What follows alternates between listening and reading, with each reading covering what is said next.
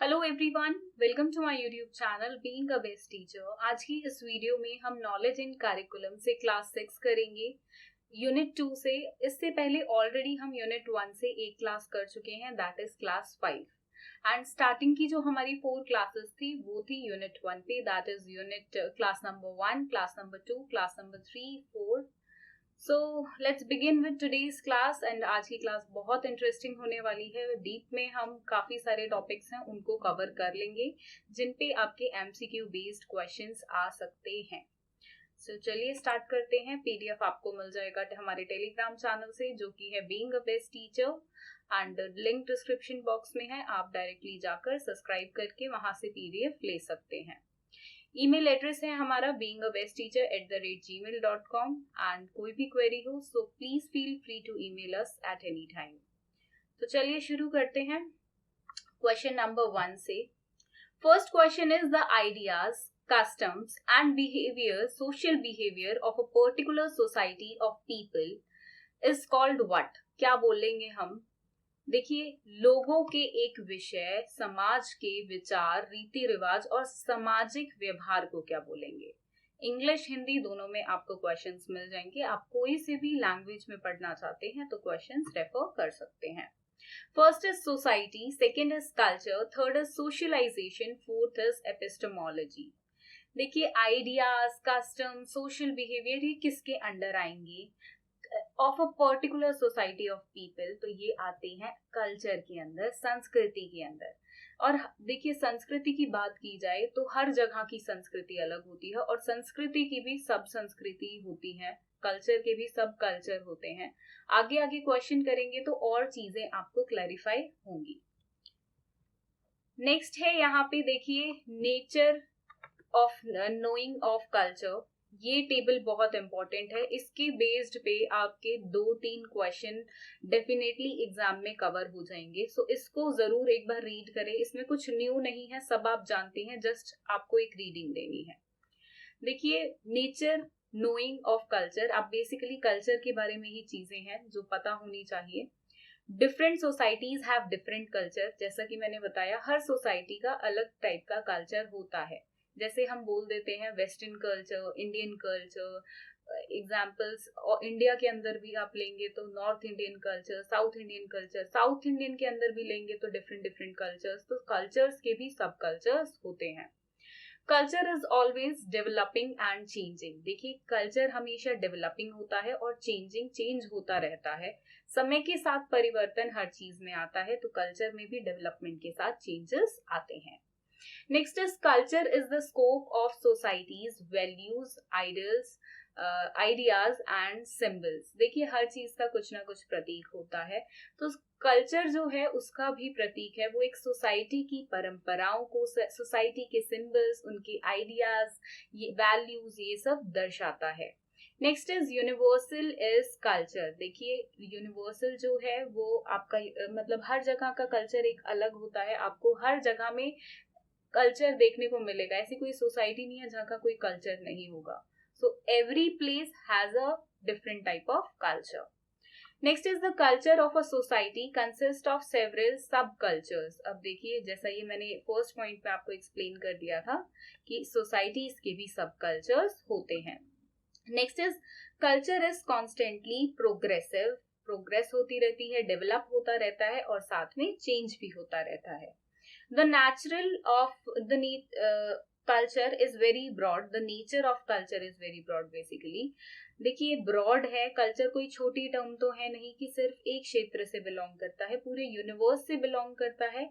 तो डिफरेंट, अगर आप कल्चर को पूरा स्टडी करने बैठोगे तो आप पूरे वर्ल्ड में डिफरेंट टाइप्स ऑफ कल्चर्स, रीति रिवाज एंड पता नहीं क्या क्या आपको मिलेगा, जो बहुत शॉकिंग भी होगा आपके लिए। आप इंटरनेट पे अक्सर देखते रहते होंगे कि यहाँ की ये परंपरा है, इस जगह की ये है, एंड उसके बाद हम शॉक्ड भी रह जाते हैं काफी परंपराओं को जानकर। Next is culture discharges the role of a facilitator. Culture किस चीज का? एक फैसिलिटेटर का रोल भी प्रोवाइड करता है हमें। देखिए, अगर एक आप बच्चे की लाइफ में देखेंगे तो कल्चर उसको बहुत कुछ सिखाता है, राइट? एंड आगे है इनकलकेट्स प्रायर हिस्ट्री ऑफ सोसाइटी। देखिए एक कल्चर के द्वारा उसकी हिस्ट्री भी पता चलती है। लाइक इंडिया के कल्चर को देखेंगे तो बहुत सारी इंडिया की हिस्ट्री की कौन सी चीज कब से चलती आ रही है, कैसे उसकी शुरुआत हुई, तो वो चीजों का भी पता चलता है। आगे बढ़ेंगे, वेज रेंडर्ड इनटू एक्शन, ये भी आपके सिलेबस का directly part. First is tell some out else what you learned, मतलब tell someone out what you have learned, मतलब देखिए जो आपके पास नॉलेज है, जो आपके पास एक तरीका है, आप वो किसी और को भी बता सकते हो and keep on telling that. या ये नॉर्मल भी है, हम डे टू डे लाइफ में ऐसा करते हैं, कुछ डिस्कस कर रहे हैं, उसके पास अगर मेरे पास कोई एक्स्ट्रा इन्फॉर्मेशन है तो मैं कॉन्वर्जेशन करते हुए सामने वाले को डेफिनेटली बताती हूँ। Make notes of what you are learning, आपको बिल्कुल नोट्स बनाने चाहिए हमेशा कि आप क्या लर्न कर रहे हैं। देखिए ये सिर्फ पढ़ाई तक ही सीमित नहीं होना चाहिए नोट्स का, इवन जो भी आप लर्न कर रहे हैं, if you are reading a magazine also, कुछ अच्छा उसमें आपको लग रहा है, कोई अच्छा कोट पिकअप करा, कोई अच्छी रेसिपी पिकअप करी, so you should write a note of that also. Next is incorporates ideas into your routine. देखिए नए नए आइडियाज को अपने रूटीन में आपको लाना चाहिए। कैसे, मतलब बेसिकली ये चीजें वही बता रही है, वेज रेंडर्ड इनटू एक्शन, मतलब जो तरीके रहने चाहिए फॉर द नॉलेज कि वो बनी रहे एंड रेगुलरली हमें करना चाहिए, सो वो ये वेज हैं। Then next is give proper place to new ideas, नए आइडियाज को हमेशा आते देना चाहिए। और ये स्वाभाविक भी है, सबके ही मन में हर लाइफ के फेज पर कुछ ना कुछ नया करने की चाह होती है, कुछ नया ट्राई करने की, सो ये स्वाभाविक भी है। कीप लर्निंग अबाउट टॉपिक्स, तो आपको डिफरेंट टॉपिक्स के बारे में कुछ ना कुछ लर्न करते रहना चाहिए। कभी कोई एक टॉपिक ले लिया, कभी कोई दूसरा टॉपिक ले लिया। ऐसे ही लोग करते हैं कि लोग डिफरेंट जो देखिए विषयों की किताबें होती हैं उनको भी पढ़ते रहते हैं। लाइक कभी कोई हॉरर स्टोरी पढ़ रहा है, कभी कोई नॉलेजेबल बुक्स पढ़ रहा है, तो ये चीजें भी कंटिन्यू रहती हैं। किसी व्यक्ति विशेष के बारे में पढ़ाई की जा रही है, पढ़ा जा रहा है basically. So these are the things to ways basically rendered into action, जो बिल्कुल एक्शन में रहने चाहिए। क्वेश्चंस करेंगे अब। Which of the following is not an emerging problem related to knowledge, कौन सी एक प्रॉब्लम नहीं है नॉलेज से रिलेटेड, निम्नलिखित में से कौन सा ज्ञान से संबंधित एक उभरती हुई समस्या नहीं है।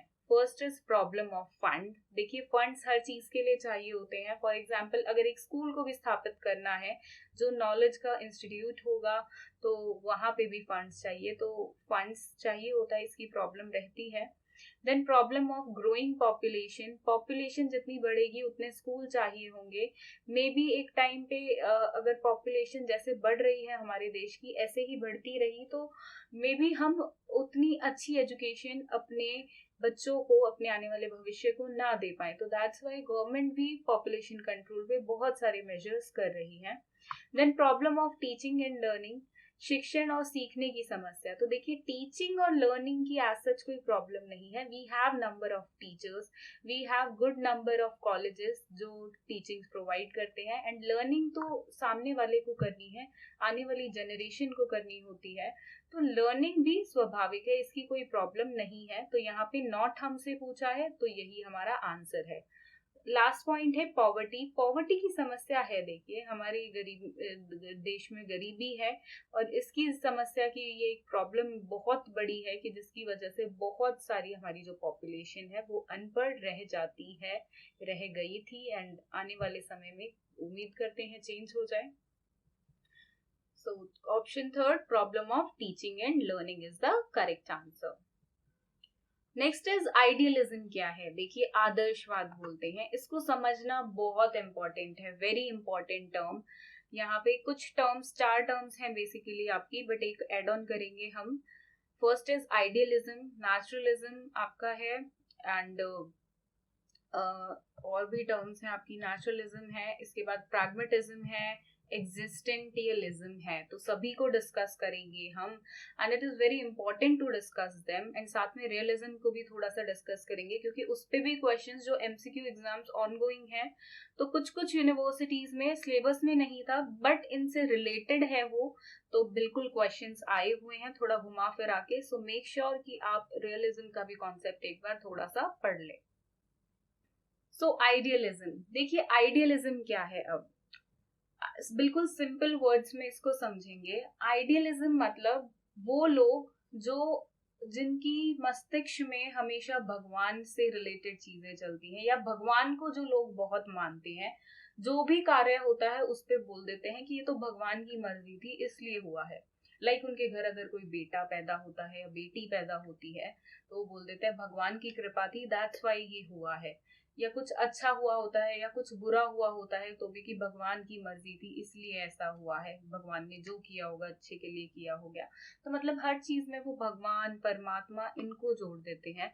ऐसा नहीं है ये सिर्फ हिंदू धर्म में है, ये ऑल ओवर द कंट्री से भी बाहर ऑल ऑफ द यूनिवर्स में हम देखेंगे तो बहुत लोग हैं आइडियलिज्म जो अपने अपने धर्म में भगवान को मानते हैं, या अल्टीमेटली जो भगवान में बिलीव करते हैं कि जो भी होता है वो भगवान की मर्जी से होता है। देखिए ऐसे लोग साइंटिफिक ज्यादा नहीं होते हैं, या हम कहीं ना ही होते हैं।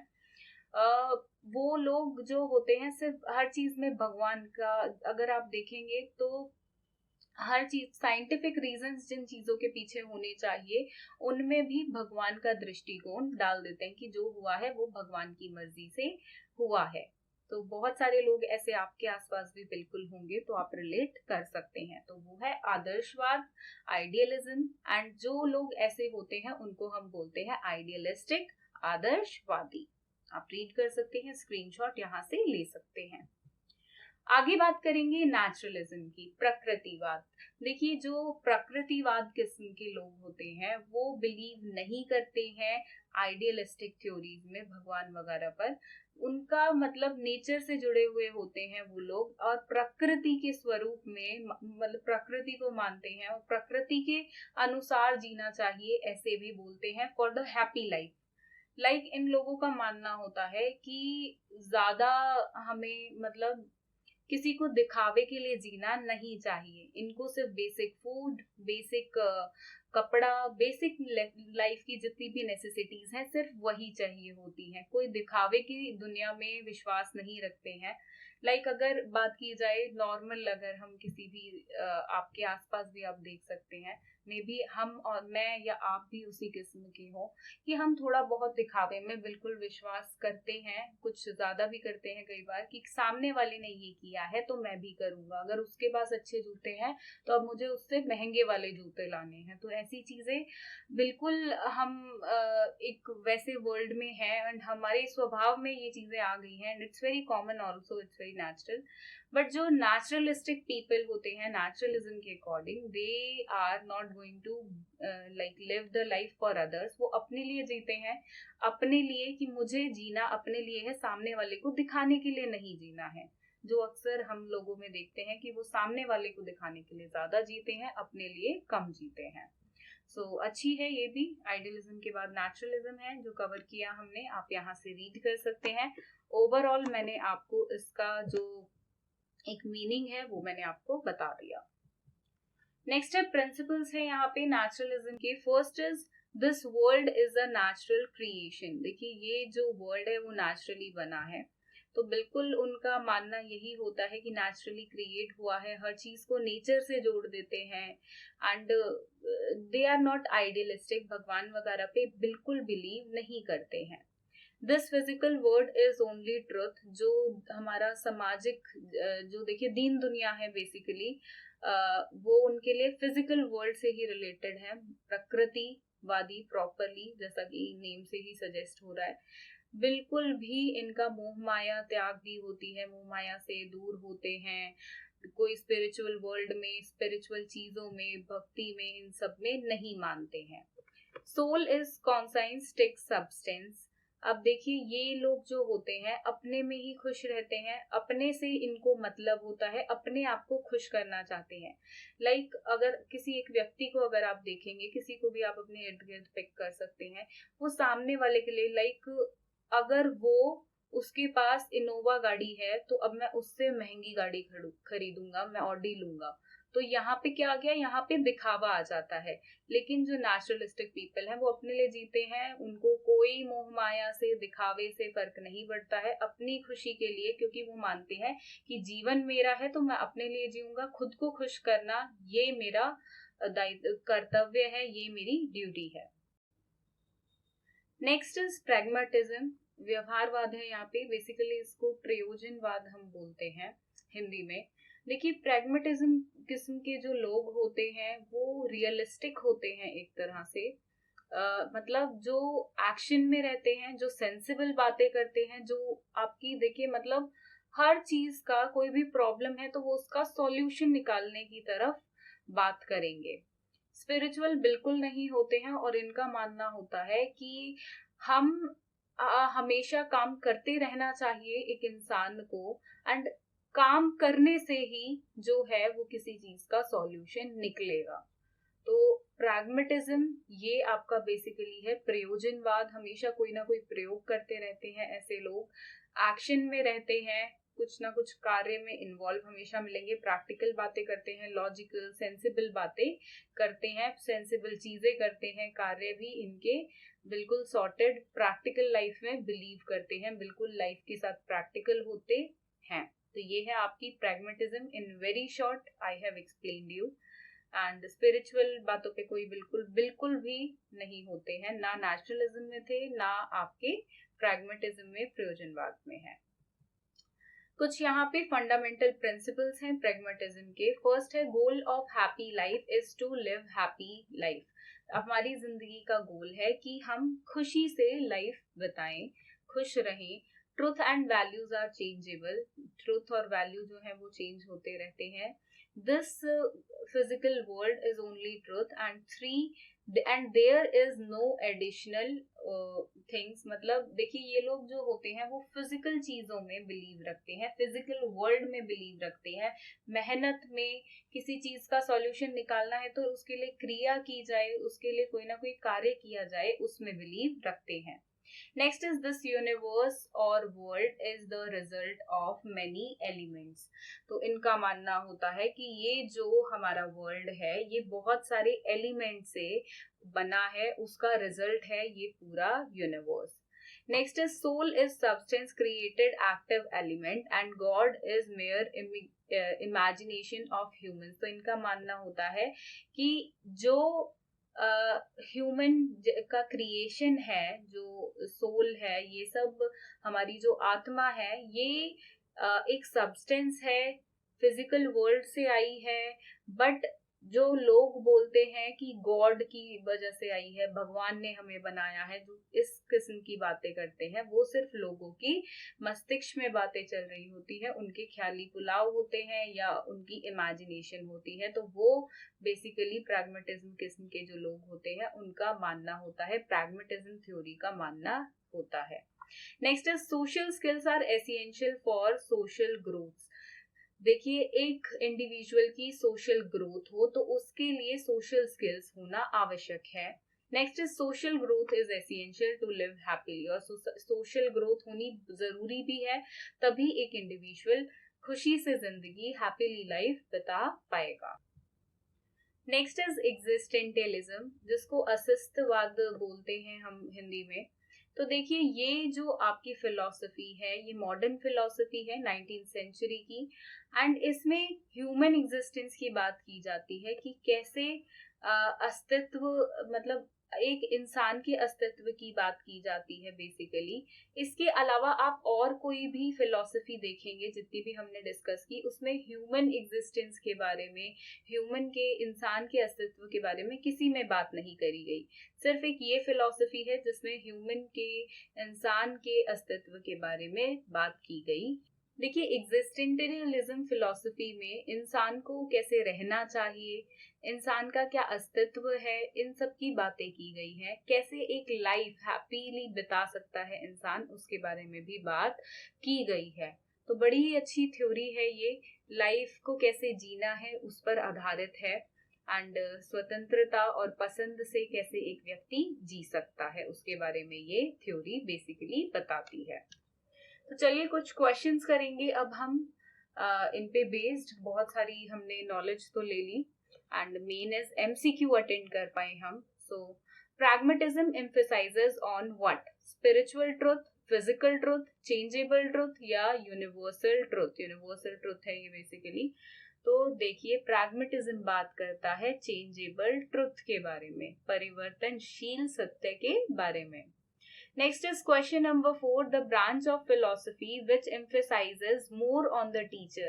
एक कौन सी ब्रांच है फिलोसफी की जो टीचर पर ज्यादा फोकस रखती है, जो टीचर होती है, अध्यापक जो होता है, उस पे अधिक जोर रहता है? रियलिज्म, आइडियलिज्म, एग्जिस्टेंटियलिज्म या नेचुरलिज्म? तो देखिए, वो थ्योरी है आइडियलिज्म, जो एम्फसाइज करती है, जोर देती है अध्यापक पर।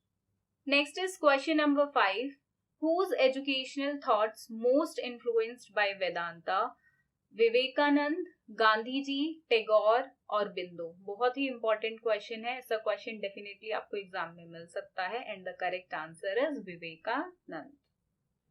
Next question, question number 6, literacy itself is not education, literacy is only means of education. साक्षरता ही शिक्षा नहीं है, साक्षरता केवल शिक्षा का साधन है। तो who among the following thinkers said the above statement? Mahatma Gandhi, Shri Aurobindo, यहाँ पर है शांति रमन अय्यर या विवेकानंद? तो ये बोला था महात्मा गांधी जी ने। आप सभी ने ये लाइंस पढ़ी होंगी स्कूल बुक्स में भी, इवन काफी सारी बुक्स में ये लाइन आपको मिल जाएगी। Next is question number 7, what does philosophy means? Philosophy से क्या समझते हैं? लव ऑफ विजडम है, वे ऑफ लाइफ है, बोथ 1 and 2, या love for life and peace? देखिए, ये फिलोसफी जो होती है वो लव ऑफ विजडम भी है और वे ऑफ लाइफ भी है। तो थर्ड ऑप्शन आपका करेक्ट होगा यहाँ पर, both 1 and 2। Next is question number 7, what is idealism या आइडियलिज्म इज अ डैश? दोनों तरीकों से आपसे क्वेश्चन पूछा जा सकता है। पहला है वेस्टर्न फिलोसफी है, second is Indian philosophy, third is European philosophy, fourth is none of these. तो आइडियलिज्म एक वेस्टर्न फिलोसफी है। Next is the person who believes that everything happens at God's will. He is a dash. तो एक व्यक्ति जो विश्वास करता है कि जो होता है वो भगवान की मर्जी से होता है, ईश्वर की इच्छा से होता है, तो वो किस किस्म का इंसान है? वो रियलिस्टिक है, आइडियलिस्टिक है, नेचुरलिस्टिक है या एग्जिस्टेंटलिस्टिक है? तो वो है आइडियलिस्टिक। आइडियलिज्म नहीं होगा, आइडियलिस्टिक होगा। आदर्शवाद नहीं होगा, आदर्शवादी होगा। Next is an idealism person is, एक आइडियलिज्म पर्सन क्या होगा? स्पिरिचुअल होगा, साइंटिफिक होगा, रियलिस्टिक होगा या नन ऑफ दीज? तो देखिए, जो एक आइडियलिस्ट होगा वो इंसान हमेशा आध्यात्मिक होगा, आध्यात्मिक चीजों पर विश्वास करेगा, स्पिरिचुअल चीजों पर विश्वास करेगा। Correct answer is option 1, that is spiritual. Now question number 10, religious education is strongly advocated by whom? Pragmatists, idealistics, realistics, existentialistics? तो ये किया जाता है प्रमोट भगवान, रिलीजियन, धर्म आपका हो गया, आध्यात्मिक चीजें, ये सब आइडियलिस्टिक जो है वो स्ट्रांगली एडवोकेट करता है। Next is question number 11. Which philosophy believes universe as nature and also believes that only physical world is truth and deny existence of any spiritual world? तो फिजिकल वर्ल्ड पे believe करती हैं हमारी दो हैं, pragmatism और नेचुरलिज्म, एंड स्पिरिचुअल वर्ल्ड को deny करती हैं कि कोई भी आध्यात्मिक दुनिया नहीं है, आइडियलिस्टिक थ्योरी को एक्सेप्ट नहीं करती हैं। नेचुरलिज्म एंड प्रैग्मेटिज्म, तो दोनों ऑप्शन में, दोनों में से कौन सा है? तो नेचुरलिज्म है, तो ये है हमारा आंसर यहाँ पे। देखिए, अगर प्रैग्मेटिज्म होता तो हम बोथ करते, बोथ ऑप्शन में आपको जरूर मिलता कि दोनों ही हैं, तो अगर नहीं है तो एक ही आपका आंसर होगा। Next is who criticized the existing society and advised people to live natural life. तो ये किसने कहा था? Rousseau, Skinner, Karl jasper, Albert Camus. तो this was advised by Rousseau. Next question is question number 13. Which philosophy believes that universe is a result of question number 11 जो हमने किया वैसा ही क्वेश्चन है. फिजिकल वर्ल्ड पे बिलीव किया जाता है और कोई स्पिरिचुअल वर्ल्ड है उस पे बिलीव नहीं किया जाता है. तो प्रैग्मेटिज्म और नेचुरलिज्म है. यहाँ पे ऑप्शन में आपको नेचुरलिज्म नहीं मिलेगा, तो आपका प्रैग्मेटिज्म, प्रयोजनवाद आपका सही उत्तर होगा. Now next question is question number 14. The term existentialism is coined by whom? Gabriel Markel, then Rousseau, Albert Patrick या John Patrick. And the correct answer is Gabriel Marcel. Next is question number 15. Which of the following philosopher adopted the existentialism philosophy? किसने adopt की थी? Jean Paul Sartre 1945, Albert Camus, Martin Heidegger, Karl Jaspers. तो correct answer यहाँ पे year मैंने mention कर दिया था सो दैट अगर इससे रिलेटेड क्वेश्चन आए तो ईयर भी आपको पता हो. तो Jean Paul Sartre 1945 is the correct answer. That is option 1. Next is question number 16. Who is the father of modern existentialism? तो किसको कहा जाता है पिता मॉडर्न एक्सटेंटलिज्म का, आधुनिक अस्तित्ववाद का? तो Jean Paul Sartre, Soren Kierkegaard, Karl jasper, Albert Camus. तो इस कहा जाता है सोरेन किर्केगार्ड को. Very important question also. Next is question number 17. Who is the first European philosopher who bears the existentialist label? Jean Paul Sartre, Soren Kierkegaard, Karl Jaspers या Albert Camus. And the correct answer is Soren Kierkegaard, who is the first European philosopher who bears the existentialist label. तो वो थे Soren Kierkegaard. या Soren Kierkegaard कौन से philosopher थे? Western थे, European थे, इंडियन थे, एटसेट्रा. ऐसे ऑप्शंस भी आपको मिल सकते हैं. तो make sure then you will take European philosopher. Next is which philosophy is concerned with finding self and meaning of life through free will, choice and personal responsibility? And the options are idealism, existentialism, naturalism, none of these. And the correct answer is option 2, existentialism philosophy. Next is question number 19. Which philosophy believes and give importance to experience, change and experiment? First is existentialism, second is naturalism, third is idealism, fourth is none of these. And the correct answer is existentialism. Next is question number 20. Who emphasized that education should be a social process? Vivekanand, Rousseau, Dewey या यहाँ पर है pestology. And the correct answer is देवे. तो ये थे 20 MCQ questions from unit 2. इसके बाद इस क्लास को कंटिन्यू करेंगे इसी यूनिट से और प्रैक्टिस करेंगे in our next video. And तब तक के लिए आप टेलीग्राम चैनल को सब्सक्राइब करिए, वहां से आपको PDF मिल जाएगा. या कोई भी क्वेरी आपको हो तो beingabestyteacher@gmail.com ये ऑफिशियल ईमेल ID है हमारी. आप यहाँ पर अपनी क्वेरीज मेल कर सकते हैं. Thank you for watching this video and do share this video with your friends and subscribe to our YouTube channel. Thank you.